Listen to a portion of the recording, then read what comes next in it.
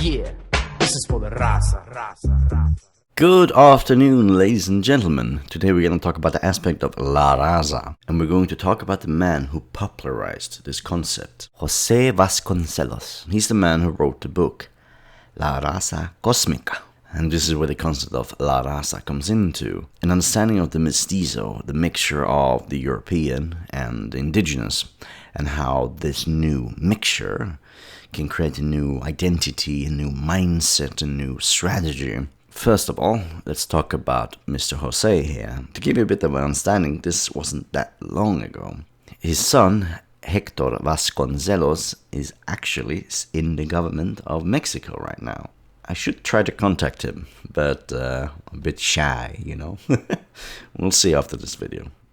José Vasconcelos is born in February 27th, 1882, in Oaxaca, Mexico. What made him even more unique? He studied in Texas, in Eagle Pass, so he learned how to speak both Spanish and English, which served him pretty well when it came to his political career. He supported Francisco Ignacio Madero González, or the first Mexican president after the dictator Porfirio Diaz. He became a bit of a diplomat for the American side, helping to gain support from the US government. This would be the 1910 Mexican general election, where, unironically, the dictator won with 98.93%, and Madero won with 1%. So, you know, no wrongdoing there. Diaz really had all that support. No, obviously not. And this obvious cheatery led to the Mexican Revolution, which lasted 10 years, and the revolutionaries won. 1 million civilians died. Oh boy. No, sorry. About 2.7 Mexican died, and 1.1 million civilians died. Oh boy. To talk about this side, it's a bit of a Klosterfug. The way to explain it quickly, the Mexican Revolution, it's the overthrowing of Diaz's dictatorial presidential ways, and once that Madero got into power, it was to overthrow Madero. Now, where was Jose during all of this? Well, he was exiled in the US and became the first Secretary of Public Education after the Civil Wars ended. Yippee! 9 years after the Mexican Revolution, he tried to become president in the Guerra Cristera, which took the life of 250,000 people. This election didn't go very well for Mr. Vasconcelos. This is the 1929 Mexican presidential election, where Rubio, his opposition, got 93.55%, and Mr. Jose got 5.33%. Yeah, as you can imagine, this was not very great. And yes, he got attacked, they tried to assassinate him, they did everything they could. His supporters was called Vasconcelitas. And if you're not a proud Vasconcelitas after all of this, then I don't know what's wrong with you.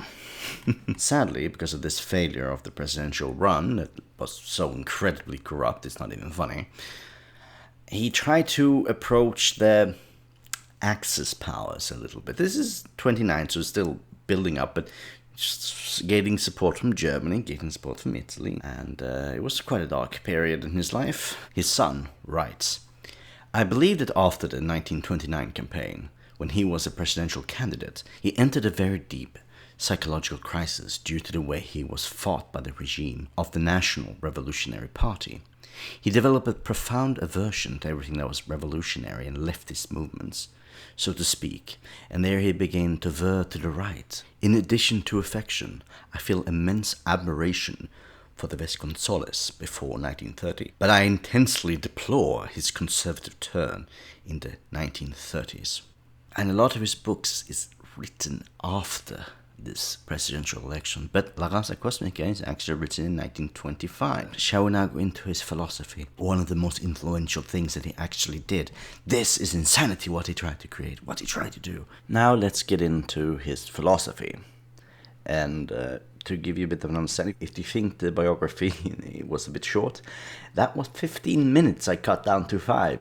There is so much to José Vasconcelos. To understand the concept of La Raza Cosmica, There are three philosophies that you need to understand, and is the main concept of Vasconcelos. One is positivism, the other is monism, and the third is theosophy.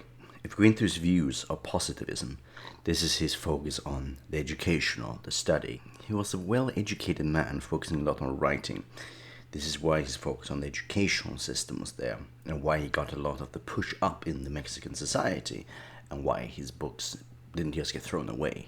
He did deny that there is such a thing as scientific race, in the sense that it's genetics and you can just push it together. He believes in race in a more Platonic way. And this is the ideas that come up a lot in Neoplatonic racism that was popularized with theosophy. His focus on monism is the idea that everything will come back to an original point. This is also a Neoplatonic concept. There's a few different ideas of monism. He had focus on aesthetic monism, but more or less you can understand it as that all things that exist will come to a source in the end, a similar source, which can go into La Raza cosmica in the sense of that there are multiple races that will then come and be consumed into the same source, meaning there will be a one race in the later parts once everybody is mixed bred and brought together. And this is what he talks about as the mestizo. The third being theosophy. This concept is an occultic idea that talks a lot about ideal versions of, for example, race, ideals version of history, not focused on actual history, but an ideal thing. For example, he believes that white people are from Atlantis. No, it isn't, but this is a concept within theosophy which he takes very much into heart. He does believe that whites, because of the concept of Atlantis, is a little bit above the others. He defined the others as the reds, the white, the black, and the yellow, which is the Indians, the Europeans, the Africans, and the Asians. They all have a supernatural reason for their existence. And the supernatural will come into La Raza in a later stage as well. The Amerindians, the Reds, their special nature is what is in focus after La Raza Cosmica has been popularized.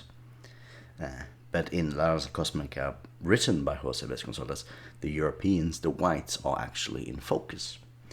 He talks a lot about Saxons, the Atlanteans, Spaniards, and many other white groups, and he talks in detail about the history of these groups, because for him those are the most positive group of them all, the Europeans, the whites. But he also points out very clearly in the book that whites are self-destructive. They have a tendency of killing themselves, and this is how he views the other races in combined to the whites, that the European whites are the ones who conquer the world, because that's their concept. They're conquering, they spread, but then they defeat themselves and destroy themselves intermixing with the other groups, creating the mestizo, the fifth race, the bronze race. And the idea of monism in this theosophical way, that all the ideals of the four different races will then coexist in this fifth race. So all the positives concepts of all the different races will go into one, creating this hybernetic, this special group that will dominate the world. Ibero-American race, the bronze race, is what is the perfect race. Even though some have defined him as a bit of a white nationalist, he does point out that the whites will kill themselves, but create a perfect race at the same time. Jose Vasconcelos also, for example, hates his white heritage. He wishes he was more Native American, which is a bit of an odd one. And we're going to talk about another video about modern day La Raza. To give you a bit of an example, these people are not white nationalists, they are mestizo nationalists. They do believe that the mestizo race, the mixture of all the other races, are the perfect ones and will dominate. I'm going to give you some example from the book so you can see what he writes. If the fifth race were to be formed according to the laws of second period, then there would be a contest of cunning in which the clever and unscrupulous would outdo the dreamers and kind-hearted. Probably then the new humanity would be predominantly Malay, for it is assured that no one can surpass them in caution and skill, and even, if necessary, in perfidy. By the path of intelligence, one can arrive at a humanity of Stoics, who would adapt duty as their supreme rule. The world would become like a vast village of Quakers, where the plan of the mind would end up feeling strangled and disoriented by the rule. For reason, pure reason, can recognize the advantages of moral law, but is not capable of imbuing action with the combative ardor that makes it fruitful. On the other hand, the true creative power of joy is contained in the law of the third period, which is the emotion of beauty and a love so profound that it is confused by divine revelation. The property long attributed to beauty, for example, in Freddo, is that of being pathetic. Its dynamism infects and moves the spirit, transforming things and destiny itself. The race most apt to divine and impose such a law on life and things that there will be a parent race of the new era of civilization.